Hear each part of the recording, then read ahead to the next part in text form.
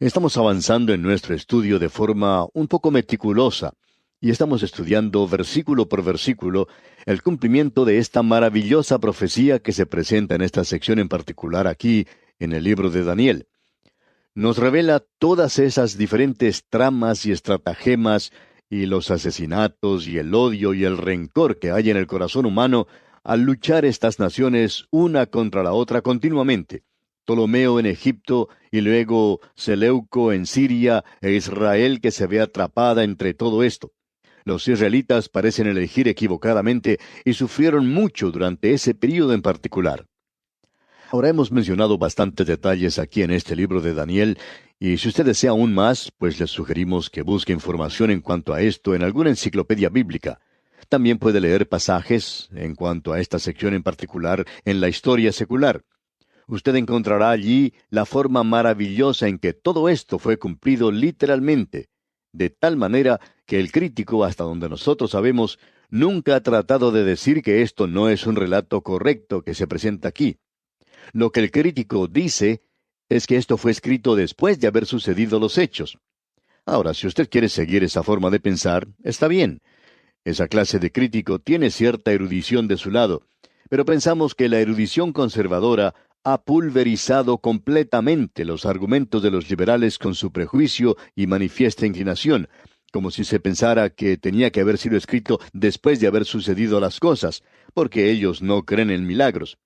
Pero hay muchos de nosotros que creemos en milagros y por tanto creemos que esta es una sección muy notable de la palabra de Dios. Queremos pues continuar leyendo en el capítulo 11 donde dejamos en nuestro programa anterior.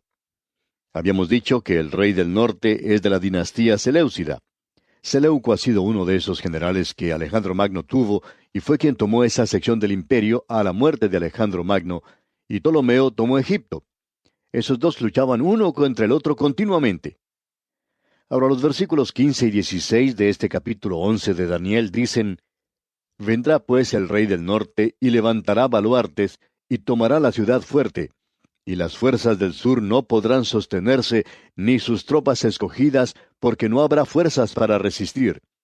Y el que vendrá contra él hará su voluntad, y no habrá quien se le pueda enfrentar, y estará en la tierra gloriosa, la cual será consumida en su poder. Estamos viendo aquí por qué esto ha sido escrito y presentado en el libro de Daniel, porque se refiere a la tierra gloriosa. La tierra gloriosa se refiere a Palestina, la tierra bíblica, esa tierra que Dios había prometido a Abraham y a aquellos que venían después de él. La historia secular ha registrado esta victoria de Antíoco el Grande sobre Egipto. Fue una victoria decisiva y causó mucho sufrimiento para Israel en esa ocasión. Nosotros no vamos a entrar a mencionar lo que dice la historia secular. Si usted tiene interés en hacer eso, ya hemos sugerido lo que puede hacer. Pero este es un período de 125 años que fue cumplido literalmente. Pero como dijimos, no vamos a tocarlo ahora. Continuando pues con el versículo 17 de este capítulo 11 de Daniel, leemos: Afirmará luego su rostro para venir con el poder de todo su reino, y hará con aquel convenios, y le dará una hija de mujeres para destruirle, pero no permanecerá ni tendrá éxito. Y esto nos lleva ahora al año 198 o 195 antes de Cristo, cuando Antíoco el Grande hizo un tratado con Egipto y entregó su hija Cleopatra a Ptolomeo Epífanes en matrimonio. Ahora, Cleopatra, como usted sabe, es una de esas preguntas sin respuesta. Y una de las preguntas típicas que se hace es si Cleopatra era egipcia. Bueno, no lo era. En realidad era griega, la hija de Antíoco el Grande del linaje seleucido. Ahora los versículos 18 al 20 de este capítulo 11 de Daniel dicen: Volverá después su rostro a las costas y tomará muchas, mas un príncipe hará cesar su afrenta y aún hará volver sobre él su oprobio. Luego volverá su rostro a las fortalezas de su tierra, mas tropezará y caerá, y no será hallado. Y se levantará en su lugar uno que hará pasar un cobrador de tributos por la gloria del reino, pero en pocos días será quebrantado, aunque no en ira ni en batalla. Cuando se menciona aquí las costas, se hace referencia a Grecia y a las islas de Grecia. Allí era donde estaba comenzando a actuar Antíoco el Grande en esta ocasión, no solo contra Ptolomeo en el sur, sino en realidad contra Lisímaco en el occidente. Ahora, cuando dice, mas un príncipe hará cesar su afrenta, eso se refiere a otro linaje, y se refiere a Roma. Este estaba comenzando a levantarse en el occidente y comenzaba a dirigirse al oriente. En otras palabras, los romanos cobraban impuesto a los sirios. Los romanos probablemente eran los mejores cobradores de impuestos que haya existido hasta los tiempos modernos. Pero Roma comenzó a levantarse y Roma estaba edificando un imperio tremendo, cobrando impuestos a la gente que conquistaba. Los sirios comenzaban ahora a caer ante Roma. Ahora hay muchos detalles históricos que podríamos mencionar aquí, pero permítanos sugerirle que para estudiar estos detalles, usted se consiga algún libro que trate del profeta Daniel. Esto le puede ayudar mucho en el estudio de este profeta. No vamos a entrar en esos detalles, amigo oyente, porque es muy extenso y tomaría en realidad demasiado tiempo. Llegamos ahora a un punto aquí muy importante, donde se nos presenta una persona muy vil. Esa persona vil era Antíoco Epífanes, quien era el rey de Siria. Él puede ser identificado en la historia. Aquí tenemos un cuadro profético que se nos presenta y que se cumple en Antíoco. Tenemos ese cuerno pequeño que ya ha sido cumplido, aquel que vimos en el capítulo 8 de Daniel. Ahora, en el versículo 21 de este capítulo 11 de Daniel, leemos, «Y le sucederá en su lugar un hombre despreciable, al cual no darán la honra del reino, pero vendrá sin aviso y tomará el reino con halagos». Esta parte aquí tiene que ver solamente con un rey sobre la tierra, y este es Antíoco Epífanes. Creemos que la mayoría de los intérpretes fundamentales de las Escrituras consideran esta sección como una referencia directa a Antíoco Epífanes. De esa manera la consideramos nosotros. Nos presenta también un pequeño cuadro del tipo del anticristo que vendrá, pero ya veremos esto más adelante.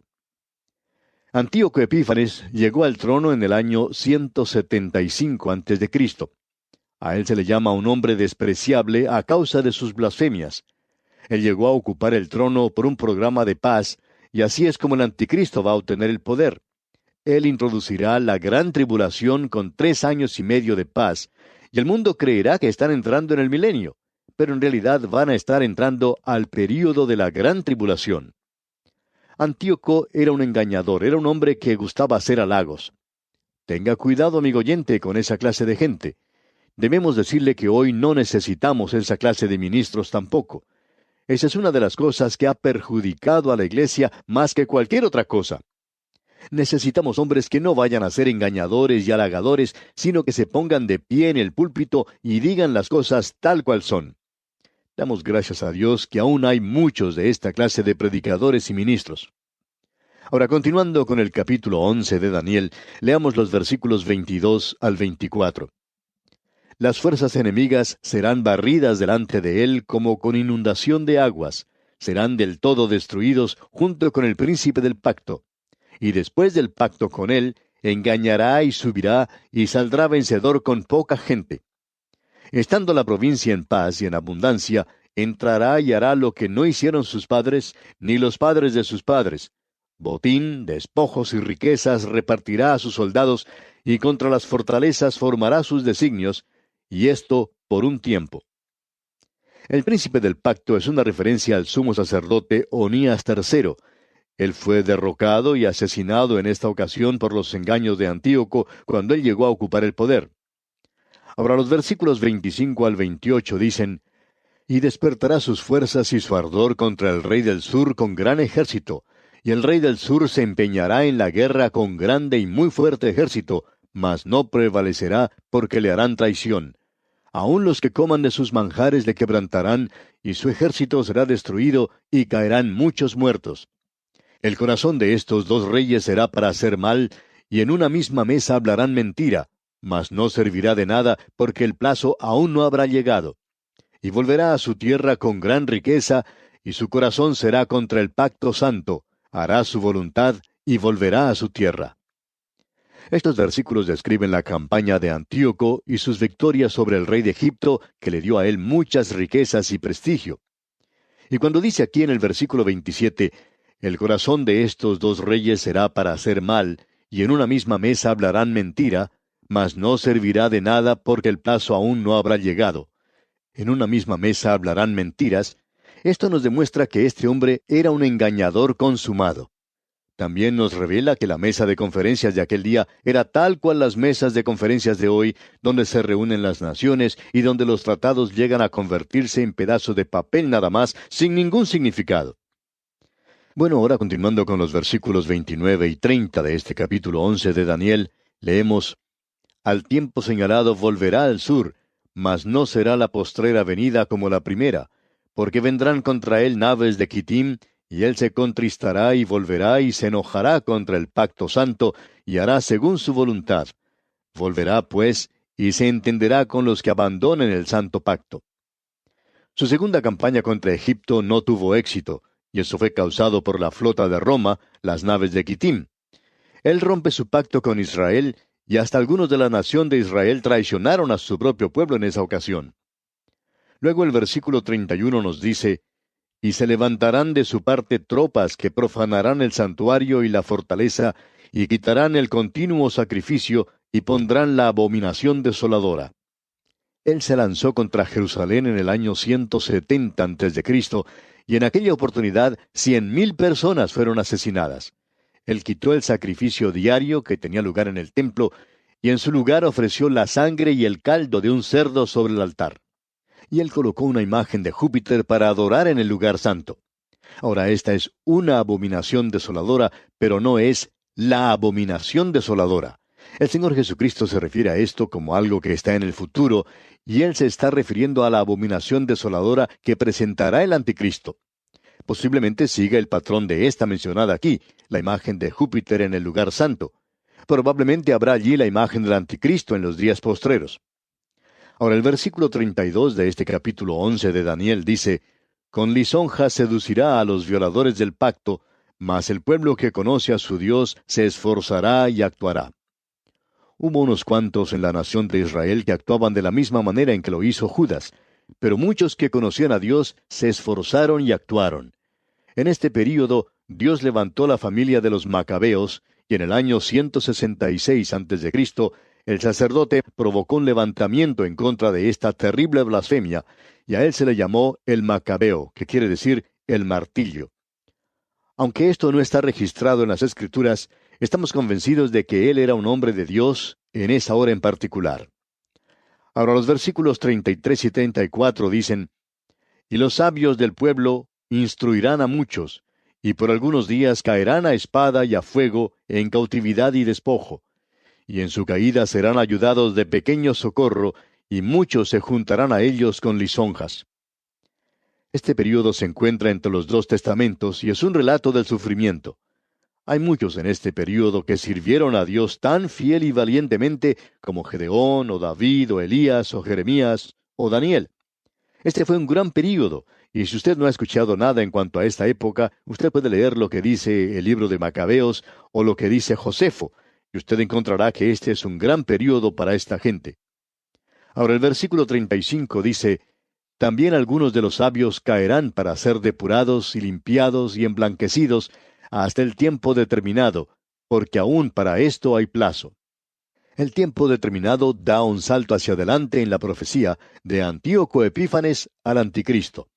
Creemos que comenzamos ahora a salir de la historia de aquel día hacia aquello que aún se encuentra en el futuro.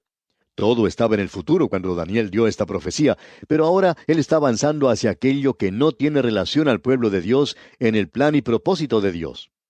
Llegamos ahora a este despreciable hombre de pecado, ese gobernante del imperio romano en los días postreros. Y en el versículo 36 leemos: Y el rey hará su voluntad y se ensoberbecerá y se engrandecerá sobre todo Dios, y contra el Dios de los dioses hablará maravillas y prosperará hasta que sea consumada la ira, porque lo determinado se cumplirá. Ahora, en lo que se refiere a nosotros, aquí concluye la historia y comienza la profecía. El texto pasa de una persona vil a un personaje despreciable, avanzando sobre un puente de tiempo indecible. Antíoco Epífanes era una persona desdeñable y menospreciable, una persona vil, pero él no podía igualarse al rey descrito en estos versículos, a través de toda esta sección hasta el versículo 39. Él era una aberración, es decir, un extravío en lo que se refiere al Anticristo. El Anticristo aparentemente no solo va a levantarse en los límites geográficos del Imperio Romano, sino también en los límites geográficos del antiguo imperio griego. Creemos que este pasaje de las Escrituras nos indica esto. Como ya hemos explicado con anterioridad, existe un anticristo político, aquel que se menciona en este pasaje. Es un gentil criado en el imperio romano, pero también habrá un anticristo religioso. Él será como un lobo vestido de oveja. Ese es el cuadro que se presenta ante nosotros, y él pretenderá ser Cristo y sale de esa tierra. Ahora, al anticristo se le ha dado muchos nombres. Se le llama un hombre sanguinario y engañador.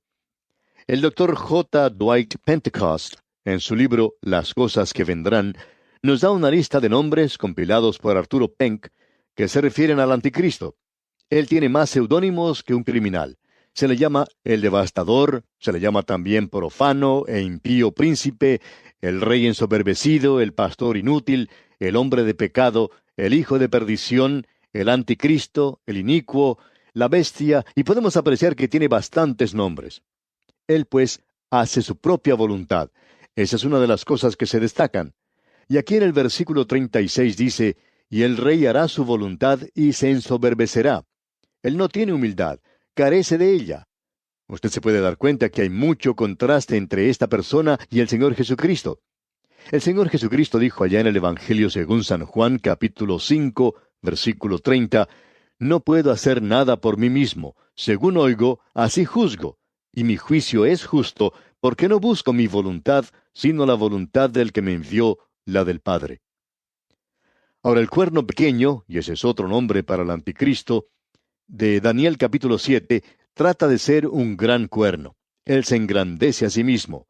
¿Y cuán diferente es él al Señor Jesucristo?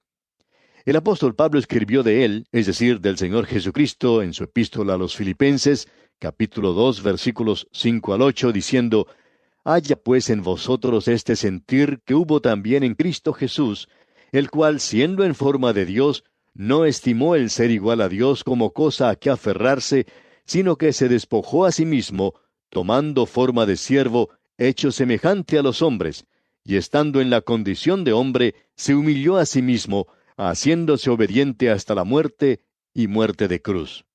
Pero este otro, dice aquí, se engrandecerá sobre todo Dios. Y así es como él será identificado. El apóstol Pablo, una vez más, en su segunda epístola a los Tesalonicenses, capítulo 2, versículo 4, dice de él, el cual se opone y se levanta contra todo lo que se llama Dios o es objeto de culto, tanto que se sienta en el templo de Dios como Dios, haciéndose pasar por Dios. Y este es el cuadro que tenemos de él. En Apocalipsis capítulo 13, versículo 8 se nos dice, y la adorarán todos los moradores de la tierra, cuyos nombres no estaban escritos en el libro de la vida del Cordero que fue inmolado desde el principio del mundo. Estas son las señales. Él se encuentra en una rebelión blasfema contra Dios, y eso lo señala a él como a ese rey malvado que ha venido a hacer su propia voluntad. Se engrandece a sí mismo, él se opone a Dios, y prosperará por cierto tiempo, hasta cuando sea consumada la ira. Bien, amigo oyente, vamos a dejar nuestro estudio de hoy aquí, y continuaremos con el versículo 37, Dios mediante, en nuestro próximo programa. Confiamos en que usted nos está siguiendo a través de este laberinto tan detallado, pero es algo muy importante para el entendimiento de la profecía, y esperamos pues que usted nos acompañe también en nuestro próximo programa. Que el Señor le bendiga en todo tiempo, es nuestra ferviente oración.